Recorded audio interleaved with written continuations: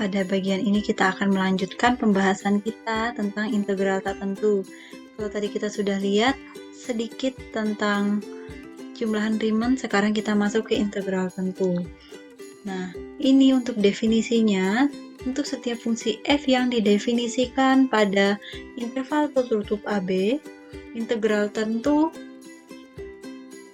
f dari A menuju ke B adalah integral A sampai B dari fx dx yang sama dengan limit n mendekati tak hingga untuk sigma I sama dengan 1n f ci delta x.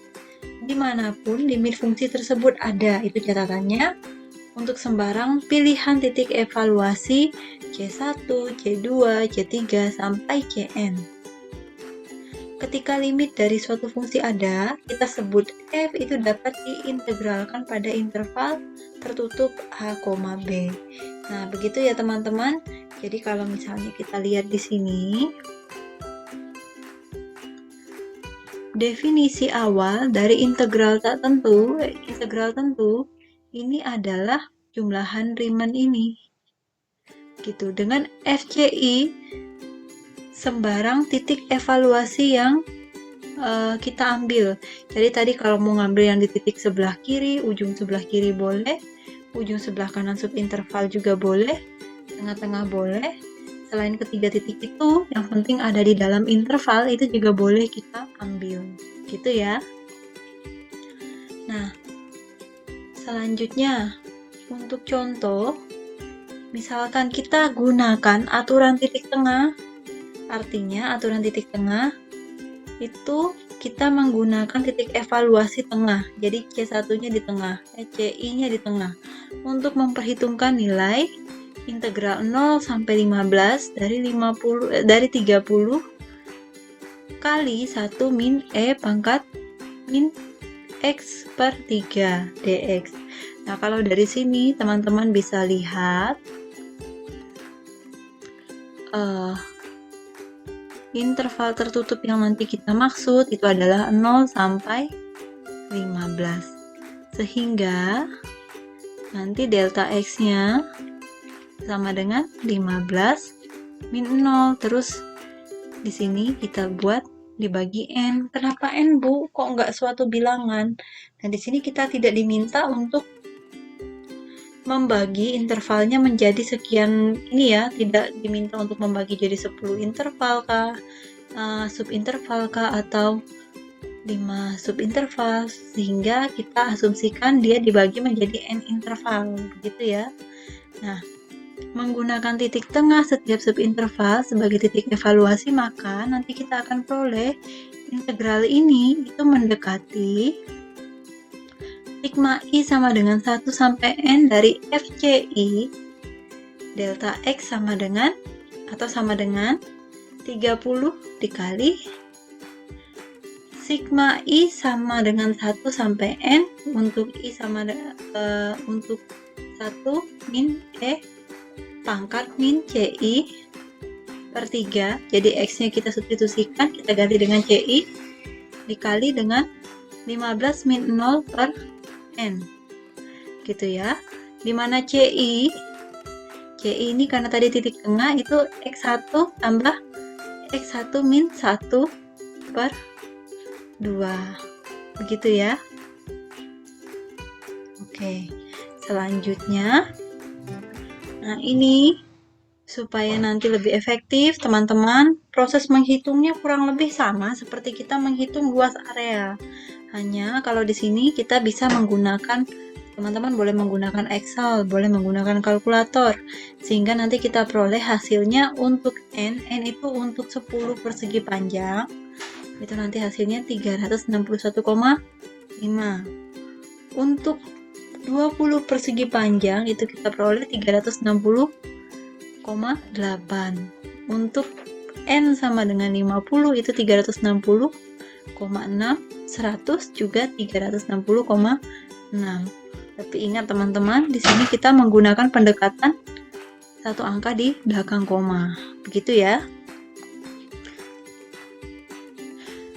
Nah, pada pertemuan sebelumnya sampai di pertemuan ini, kita kan selalu membahas fungsi yang FCI-nya atau Fx-nya itu lebih besar daripada 0 ya teman-teman ya, atau berada di atas sumbu X. Nah, bagaimana definisi ini bisa kita interpretasikan pada fungsi f yang bernilai positif maupun negatif dalam interval A, B. Jadi ini maksudnya, dalam suatu interval bisa jadi ada fungsi yang ada di atas sumbu X, tapi ada juga kurvanya yang di bawah sumbu X gitu ya. Nah, kalau yang di atas, oke, saya tuliskan dulu.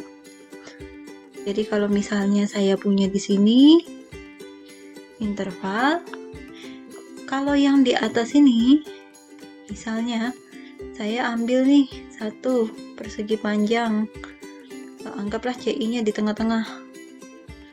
Nah, berarti ini seperti ini ya teman-teman ya. FCI ini kan pasti positif ya teman-teman nilainya, karena dia di atas sumbu X. Di sini sumbu yang di atas sumbu X itu kan pasti positif. Nah, kalau misalnya dia di bawah, ini kan otomatis tingginya jadi negatif ya teman-teman. Ini ya, maaf kalau gambarnya agak kurang ini ya, kurang enak dipandang. Nah, FCI-nya